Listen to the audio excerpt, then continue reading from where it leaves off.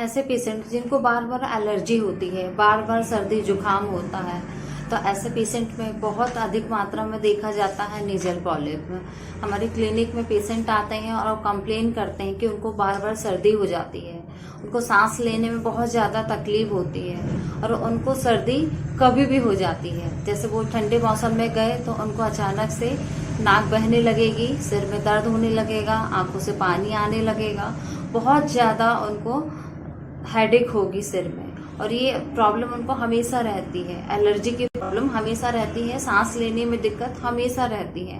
Patient ये सारे symptoms हमें बताता है, पेशेंट हमें बताता है कि हमें ये सारे सिम्टम्स बार बार रिपीट होते हैं जब भी हम ठंडी जगह पे जाते हैं या कुछ ठंडा खा लेते हैं तो, और जब भी ठंडे पानी से नहाते हैं तब ये रिपीट सिम्टम्स हमें नजर आ जाते हैं। यहाँ तक कि ये भी देखा जाता है कि गर्मी के मौसम में भी पेशेंट को बहुत ज़्यादा सर्दी जुकाम हो जाता है, बार बार उनकी नाक बहने लगती है, कफ बनने लगता है, बार बार खांसी आने लगती है, कभी सूखी खांसी आती है, कभी कफ के साथ खांसी आती है।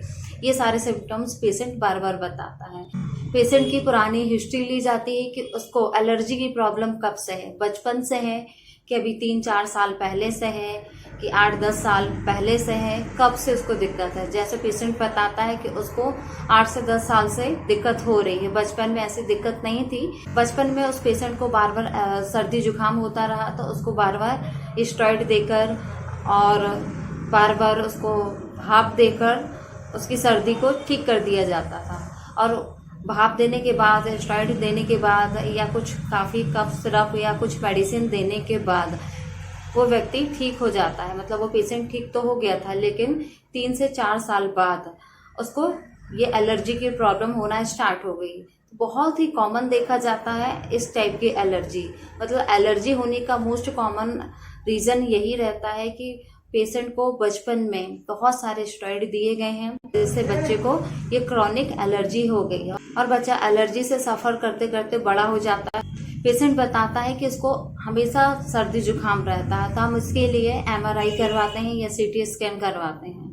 जब भी CT स्कैन करवाते हैं, MRI करवाते हैं, तो उसमें बढ़कर आता है कि आपकी नाक में मांस बढ़ा हुआ है, तो उसके लिए प्रॉपर होम्योपैथिक ट्रीटमेंट चलाया जाता है।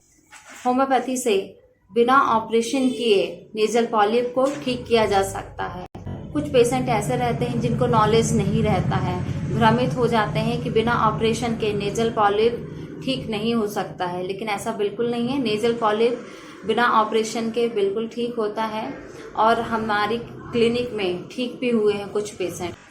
नेजल पॉलिप को ठीक करने के लिए मैं आपको जनरल कुछ होम्योपैथिक मेडिसिन बता देती हूँ कि कौन सी आप होम्योपैथिक मेडिसिन यूज़ कर सकते हैं। फर्स्ट मेडिसिन आप यूज़ कर सकते हैं नेजल पॉलिप के लिए थूजा। बहुत ही इफेक्टिव मेडिसिन है, ये एक होम्योपैथिक मेडिसिन है। इस मेडिसिन का आपको कोई साइड इफेक्ट बिल्कुल नहीं मिलेगा। इस मेडिसिन को आपको 30 पोटेंसी में यूज़ करना है, सुबह शाम यूज़ करना है, मॉर्निंग में 2 ड्रॉप, नाइट में 2 ड्रॉप और रेगुलर यूज़ करना है। नेक्स्ट मेडिसिन आप दे सकते हैं नेजल पॉलिप को ठीक करने के लिए आर्सेनिक एल्बम। बहुत ही इफेक्टिव मेडिसिन है ये।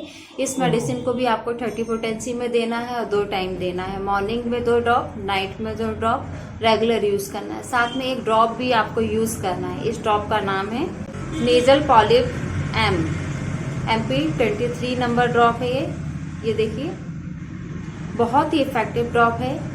इस ड्रॉप को लेना कैसे है वो मैं आपको बता देती हूँ। तो इस ड्रॉप को आपको स्टार्टिंग में 3 टाइम यूज करना पड़ेगा। 20-20 ड्रॉप पानी गर्म कर लीजिएगा, जब पानी हल्का ठंडा हो जाए तो पानी में डालिएगा इस ड्रॉप को, 20 ड्रॉप, और मिक्स करके पी लीजिएगा। लगातार आप ये मेडिसिन यूज कर सकते हैं। नेजल पॉलिप को ठीक करने के लिए और भी बहुत सारी मेडिसिन दी जाती हैं, ये मैंने आपको जनरल कुछ मेडिसिन ही बताई हैं। बाकी नेजल पॉलिप बिना ऑपरेशन के भी ठीक होता है, बिल्कुल आप इसका ट्रीटमेंट करवा सकते हैं। अगर आप मुझसे कांटेक्ट करना चाहते हैं तो मेरी वीडियो के डिस्क्रिप्शन बॉक्स में मेरा कांटेक्ट नंबर है, बिल्कुल आप कांटेक्ट कर सकते हैं, अपॉइंटमेंट बुक कर सकते हैं। आपको मेरी जानकारी अच्छी लगी हो तो मेरी वीडियो को लाइक जरूर करेगा। वीडियो देखने के लिए थैंक यू सो मच।